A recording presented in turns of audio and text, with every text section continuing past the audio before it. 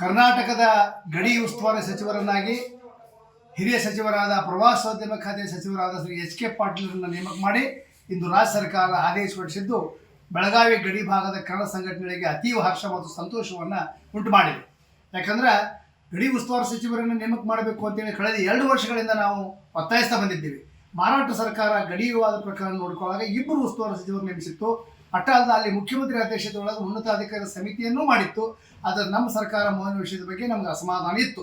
ಇವತ್ತು ಹಿರಿಯ ಸಚಿವರಾದ ಎಚ್.ಕೆ. ಪಾಟೀಲರನ್ನ ಅವ್ರ ಗಡಿ ಮತ್ತು ಜಲವಿವಾದಗಳ ಪ್ರಕರಣವನ್ನು ನೋಡಲಿಕ್ಕೆ ಉಸ್ತುವಾರಿ ಸಚಿವರನ್ನಾಗಿ ಇವತ್ತು ನೇಮಕ ಮಾಡಿದ್ದನ್ನು ನಾವು ಮುಖ್ಯಮಂತ್ರಿ ಸಿದ್ದರಾಮಯ್ಯನವರನ್ನ ಹಾಗೂ ಎಚ್.ಕೆ. ಪಾಟೀಲರನ್ನ ಅಭಿನಯಿಸ್ತಾ ಇದ್ದೇವೆ. ಯಾಕಂದರೆ 2013 ಒಳಗೆ ಇದೇ ಸಿದ್ದರಾಮಯ್ಯನವರು ಮೊದಲ ಸರ್ಕಾರ ರಚನೆ ಮಾಡಿದಾಗ ಆವಾಗ ಸಹಿತ ನಾವು ಒತ್ತಾಯ ಮಾಡಿದಾಗ 2016ರಾಗ ಎಚ್.ಕೆ. ಪಾಟೀಲರು ಗಡಿ ಉಸ್ತುವಾರಿ ಸಚಿವರಾಗಿ ನೇಮಕಗೊಂಡಿದ್ದರು. 2018ರವರೆಗೂ ಅವರು ಭಾಳ ಒಳ್ಳೆ ಕೆಲಸ ಮಾಡಿದ್ದಾರೆ. ಯಾವಾಗ ಗಡಿ ಭಾಗದ ಸಮಸ್ಯೆ ಬರ್ತಾ ಬಂದು ನಮ್ಗೆ ಚರ್ಚೆ ಮಾಡೋದು, ನಮ್ಮ ಪರಿಹಾರ ಹೇಳೋದು ಎಲ್ಲ ಮಾಡ್ತಿದ್ರು.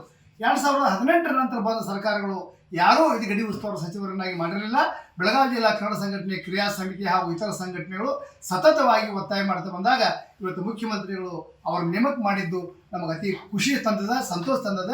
ಆದಷ್ಟು ಬೇಗ ಎಚ್.ಕೆ. ಪಾಟೀಲರು ಬೆಳಗಾವಿ ಗಡಿವಾಗಿ ಭೇಟಿ ಕೊಟ್ಟು ಇಲ್ಲಿಯ ಕನ್ನಡ ಪರ ಸಂಘಟನೆಗಳ ಜೊತೆ ಚರ್ಚೆ ಮಾಡಿ ಗಡಿವಾದ ಪ್ರಕರಣ, ಗಡಿಭಾಗದ ಸಮಸ್ಯೆಗಳ ಬಗ್ಗೆ ಪರಿಹಾರ ಸೂಚಿಸಬೇಕಂತ ಹೇಳಿ ಈ ಸಂದರ್ಭದಲ್ಲಿ ಒತ್ತಾಯ ಮಾಡ್ತಾ ಇದ್ದೇನೆ.